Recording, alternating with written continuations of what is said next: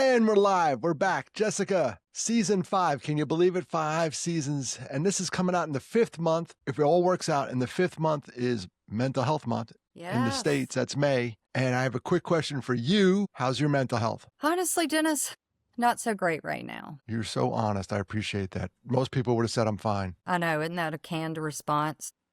Well, I didn't expect it. So let's go to the next subject. How are the New York Mets going to do this year? No, I'm kidding.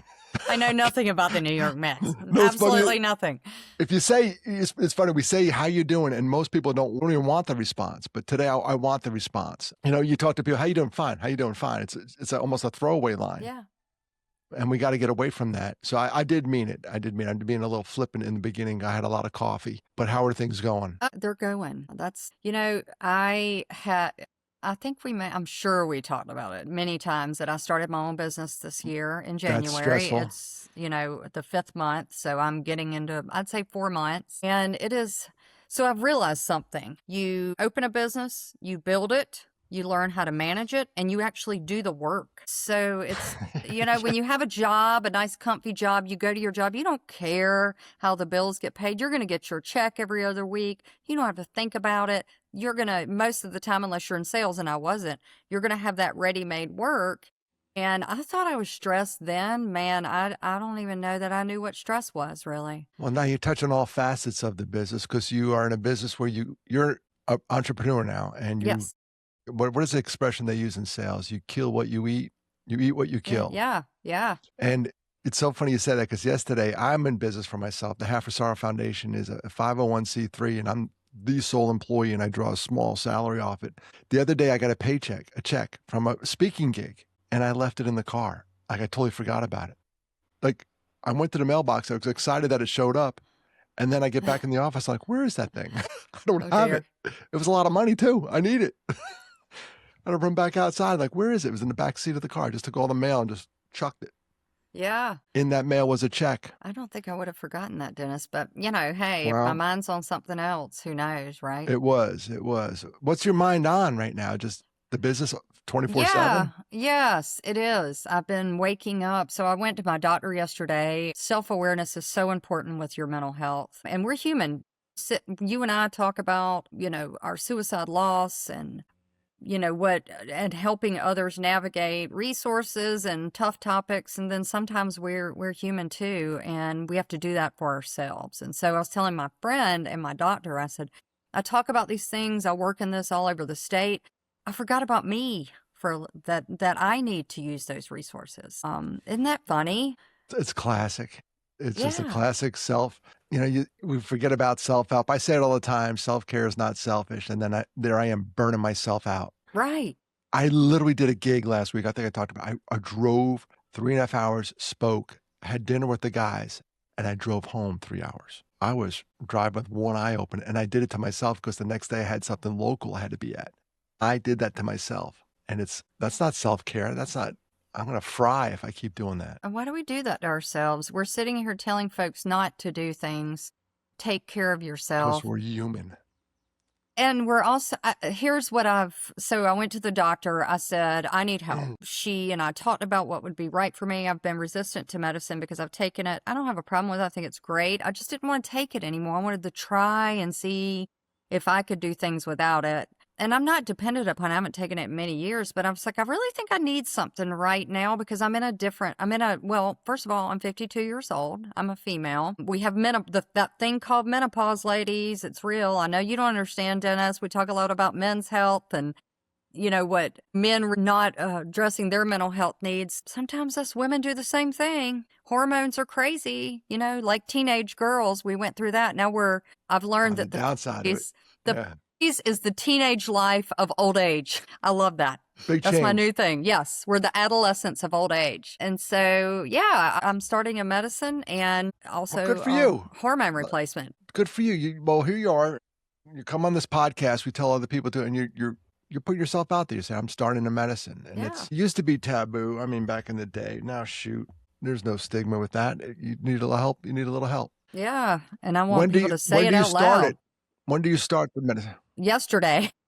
Yay. I got in the car and took the pill last night, and I woke up at normally this is what's going on with my mental health, folks. I don't know, this is different for everyone, but mine is I wake up at 3:30 to 4 o'clock in the morning and my brain turns on. And here's the crazy thing too. I now have a piece of paper and a pad with a pen next to my bed. So when I wake up and I stress, I write it down so I don't forget. That's not, I don't think that's healthy. No, I think that is healthy because what you want to do is you want to get it out of your head and stop thinking about it. So if you write it down, I totally think that's healthy. I've done the same thing. There's a pad and paper next to bed. And like I just write down tomorrow, call Clemson.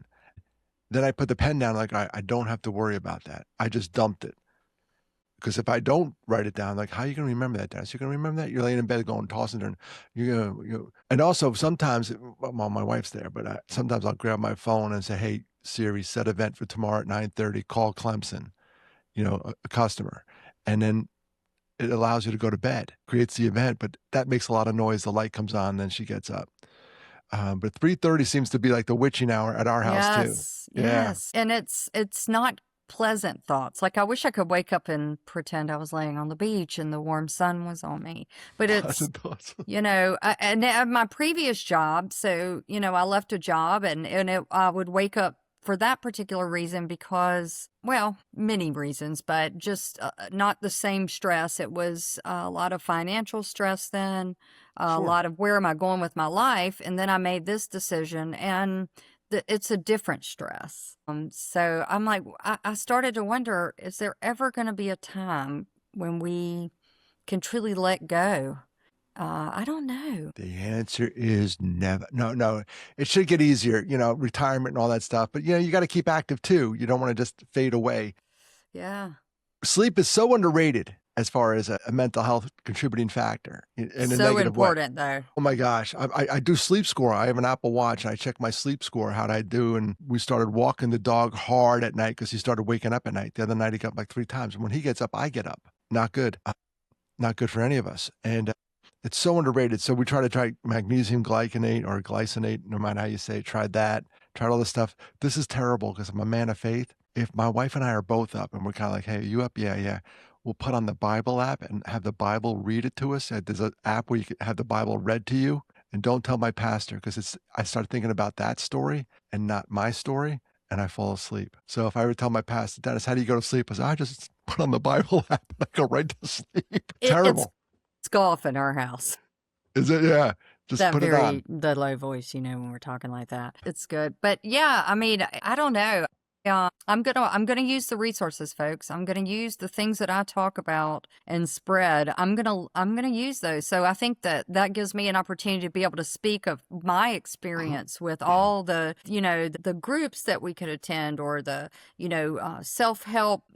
Here's what you should do in a day: get up, take a shower, get dressed. I think that's the other thing for folks that work from home, and this is new for me. And Dennis, you have an office. I feel like I need an office.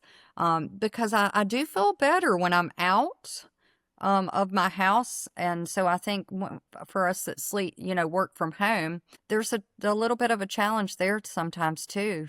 How do you turn it off? Yeah, if it's there. Yes. I worked out of the house for years. I was in the pharmaceutical sales management and sales out of the house. I'll give you a quick tip on that. Dedicate one room to it, and that's it. You get to close the door. Don't let it creep out because every now and then, papers would creep out. Now they're on the kitchen table. Now they're on the dining room. And they're creeping. They're on the couch. Like, no. One room. I'm in my living room too. No. You find it. Closet.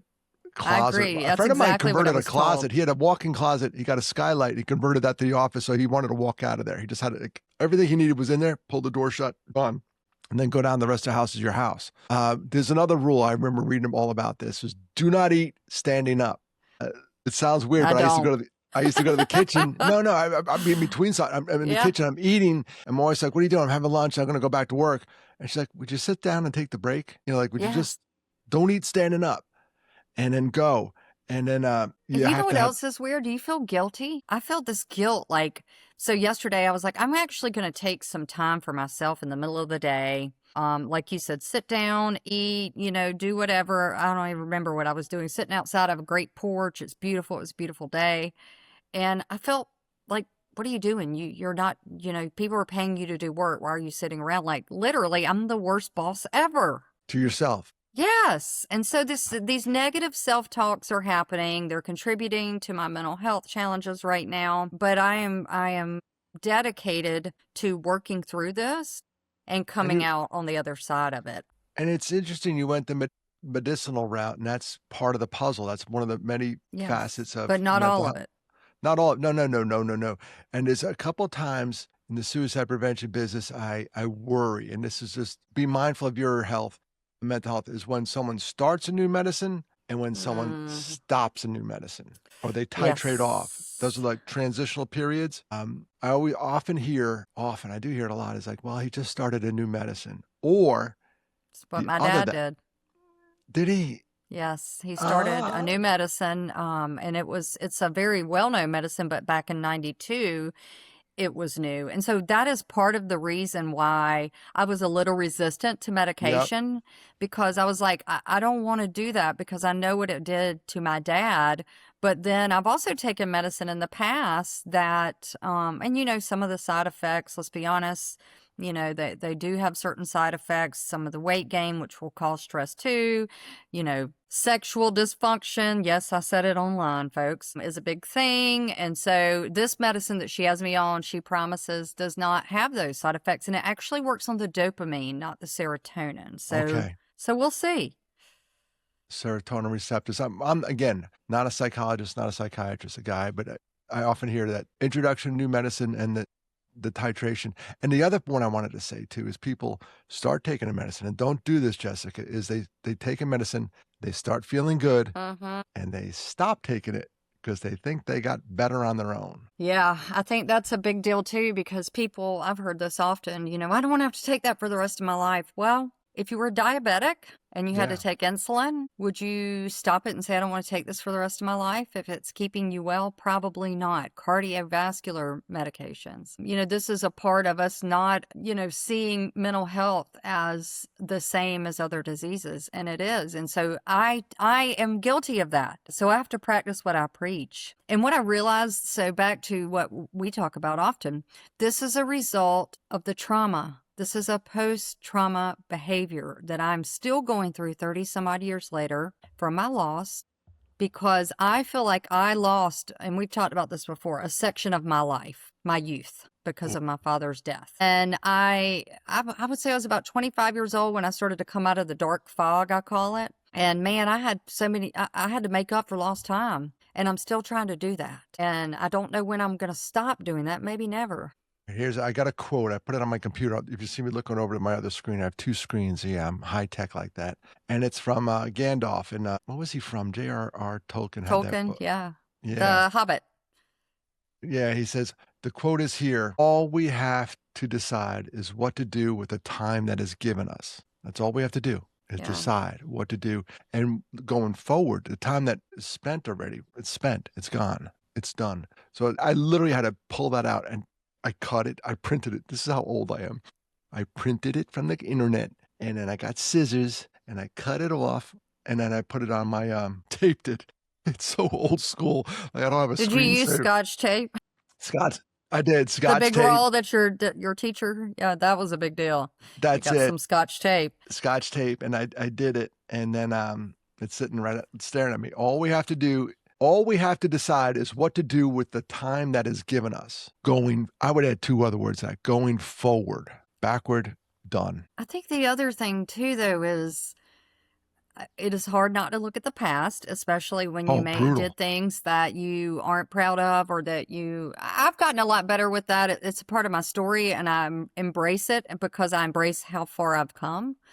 But, I am afraid that, when it comes to it's retirement time, whatever, that's, maybe 20 years from now, that I'm going to look back and say, why did you waste that time? Like we are just talking about worrying about things that don't really matter. So I know this can happen, but Mm, why am I not putting that to work right now, knowing I'm going to wish. And these are the things that go on in your head, folks. And y'all, we might have some listeners out there saying, yeah, I want to make the most of whatever it is that's important to you. Is my work the most important thing to me in the world? It shouldn't be, but I feel like it is right now, and that's not right. I want to embrace time with my husband. He's older than me, my grandchildren, my family, my friends, the fruits of my labor, instead of just focusing solely on go, go, go, go, go. That's hard. There was a quote, and it resonated, and I actually heard a pastor use it, but I heard it from the source, when he died. David Cassidy was in the Partridge Family. He was a young singer. Hmm. I remember my sister had posters of him. He was a celebrity, but he also battled some substances and alcohol.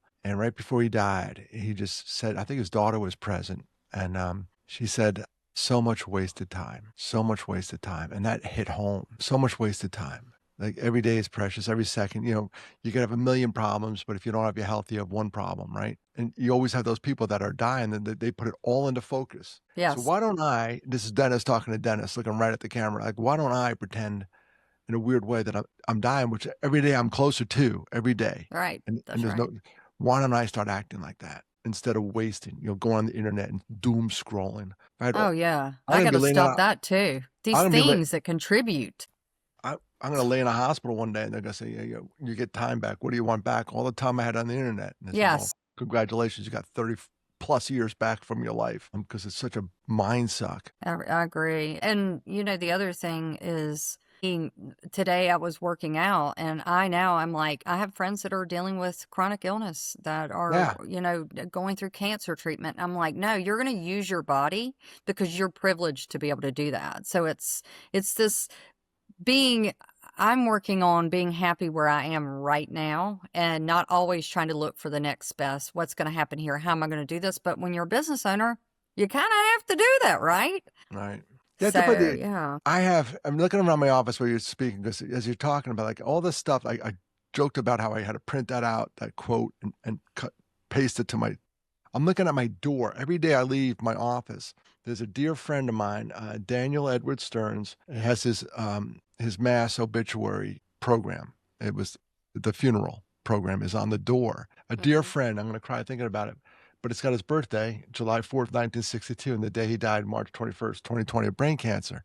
And every day I go by that door and I'm like, come on, Dennis, tomorrow's not promised to anyone. He was one of the greatest guys on the planet. Yeah. Let's challenge each other.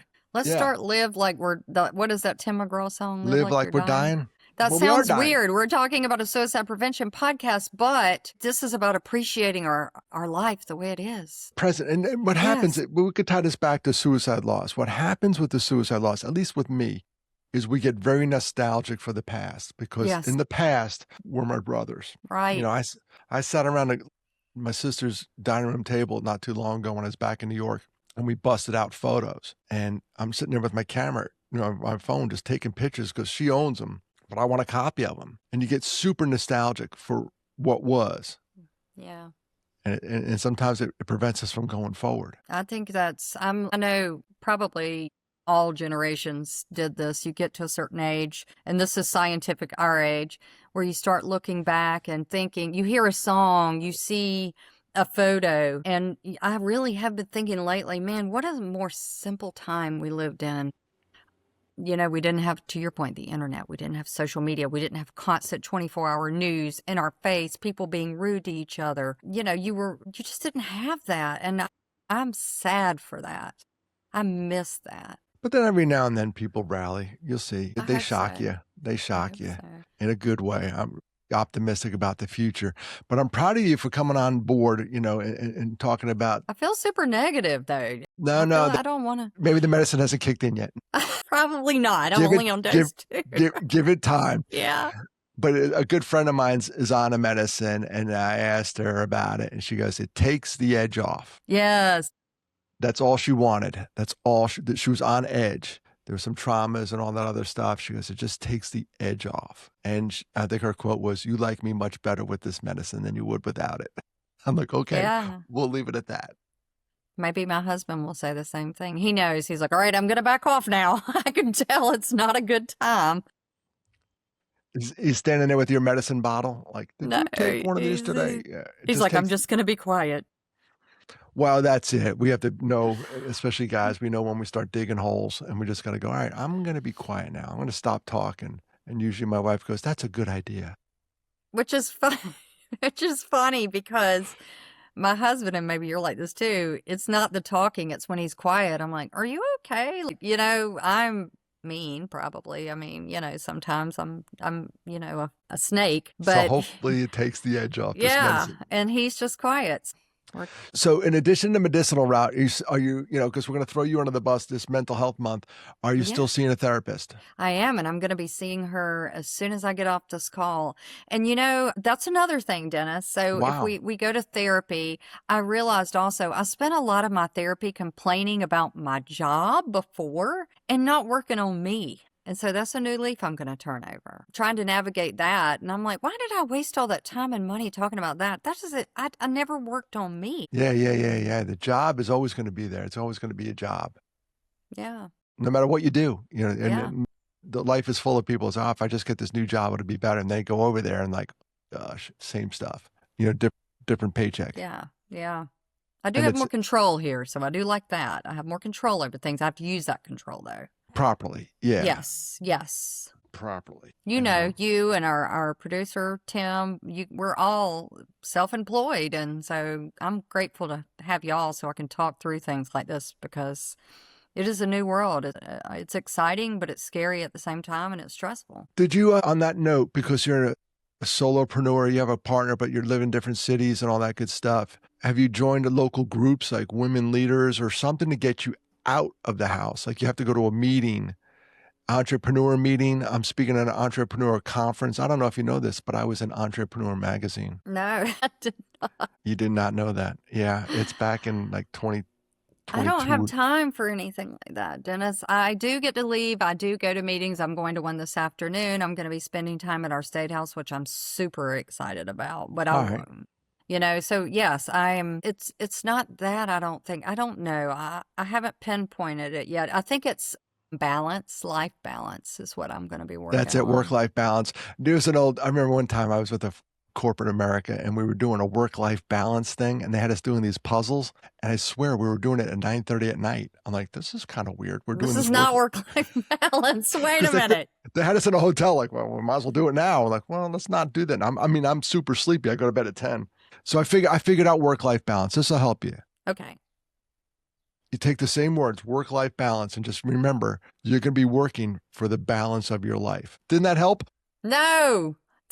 The minute you get over that hump, all right, I'm going to be doing this the rest of my life. All right, deal Yeah, with it. I will probably be doing it for the rest of my life because, folks, I have a student loan to pay off. So, yes, I hope you're writing this stuff down. I just spew knowledge from this I microphone. am. It's book worthy. Where's your Dennis. pad and paper from your night table? Write this down. I'm working for the balance of my life. There you go. Hello. True Someone's going to story. True story. Someone's going to slow that down and screenshot it. Oh, Lord. I hope not. And then they're going to look at your task list and, oh my Well, I'm gosh. also a doodler, so you'll see doodles all over everything. Well, that's therapeutic too, by the way. I'm a doodler. I don't know why there was a Christmas tree on that. You're thinking thoughts, you're thinking happy thoughts of Christmas. I'm not even kidding. Let me see. See the little Christmas tree There it up there? is. Yeah. There it is. Yeah. Happy So, thoughts. Happy yeah. thoughts. Christmas is a happy time. Yeah. So commitment from you, like we hold each other accountable. My latest, I'm back. I had a knee injury, and that's believe it or not, loss of health, and Yes. is a risk factor for suicide, by the way. And my knee injury was, it was touch and go during the 22-minute procedure I had. I just tore a meniscus, the most minor of knee injuries ever, but I had surgery, and I couldn't play tennis for a while. And that's just, I don't care what you do, pickleball, I don't care what you do. It was an hour and a half of bliss, and I couldn't do it, and I went into a funk. Yeah. And I'm back. Today I'm playing. That's therapy. And then the group's going out afterwards, which I cannot go because duty calls. Tonight's the night I do my my loss meeting for survivors of suicide loss. I run a local group here, and we facilitate a local group, and tonight's the night. Third Thursday of every night of every month. Third Thursday of every night. Maybe you're tired. Maybe you need a break. No. I love this group because they help each other. I just facilitate, and I just bring some stuff in and we talk about it. But it's when you're around other survivors, they get it. Yeah, they get the They get the crap we're in. you know. Yeah. I mean, everybody's surviving whatever it may be for you, but for us, it's the loss. It's the loss of time in our life. I think that's what we're really talking about right now. You get to a point where you feel like you've lost time in your life. You have to make it up somehow, but that causes us not to live in the present. And so that's something I think is hugely important, is because you can stress yourself out. If ifs and buts, my dad used to say that. If ifs and buts were candy and nuts, it'd be Christmas every day. That's Don't know it. where it came from, but that's what he would say. And Spot on. that's. Back to the loss thing. We're doing a podcast called "It's a Tough Subject." The would have, could have, should have Yeah. that come with a loss to this do haunt us. Let's be honest, they haunt Yeah. us. I Yeah. should have called Matthew. I owed Mark. I should have What been would a it better. be like if my dad was here now? Oh How would our yeah. relationship? I think about that a lot. What if dad was here? I know we would have a better relationship, Would you my know? brothers be married and I'd have Right. little nieces and nephews running around and all that good Yeah. stuff. Would my life have been, but then I also have this other weird feeling. I think we talked about it. If it didn't happen, some of the things that, and I know that sounds weird and I hate to even say it, but there would be things that I would have missed out on from that perspective too. Very strange, I know, but I don't know if I would have grown a passion to help others, because I was kind of a selfish little jerk, before my dad died. I heard a podcast. It was John O'Leary podcast. He was burned over. He has a movie out, by the way, On Fire or whatever. I saw that. Great Soul on movie. Fire. Yeah, yeah. Yes. I was on his podcast, by the way, season 4. I was a guest before he hit it Awesome. big. Before he hit it big.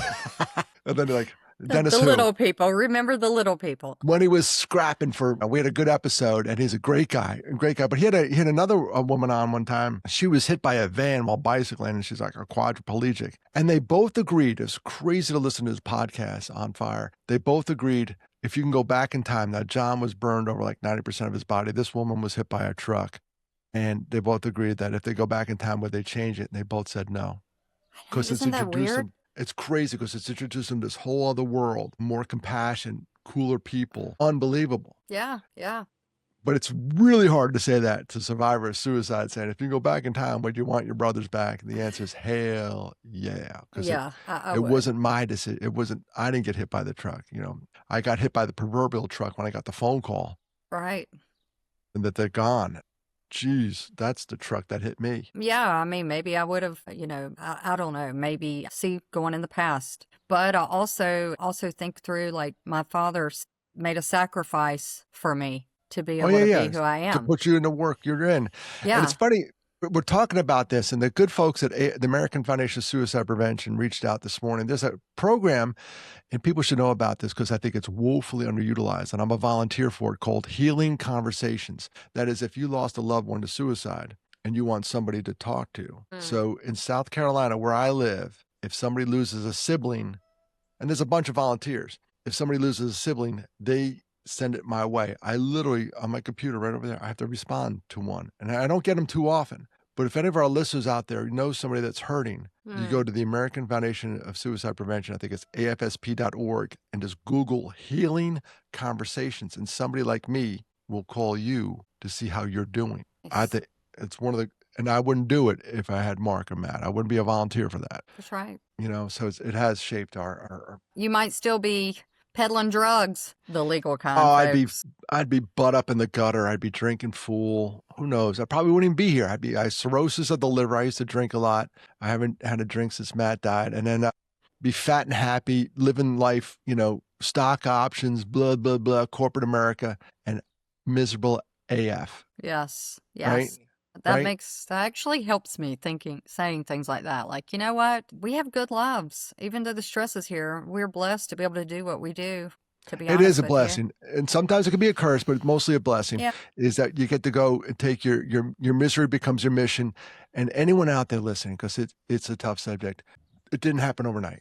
16 years I didn't talk about my brothers. And then finally one day I said, I got to do something. So I started speaking, and I started the foundation, started the Camel Hat Club, started all this other stuff, safety plans, just started doing stuff. We're doing postvention, we're doing lost teams, anything we can do that we feel our hearts being tugged in, but trust yourself. You'll get there. If you're not there now and you're in it, cut yourself a break. And you might go back a little bit. You might, there's not always going to be, sunshine, rainbows, and roses. You might have times where you slip back and like I'm talking about now, but you Yeah. have the tools. You have the people around you, the tools, the knowledge, the support to be able to pull yourself back out. Well, Jessica, you caught yourself slipping back and you went back Yeah. in and said, you know what? I need something.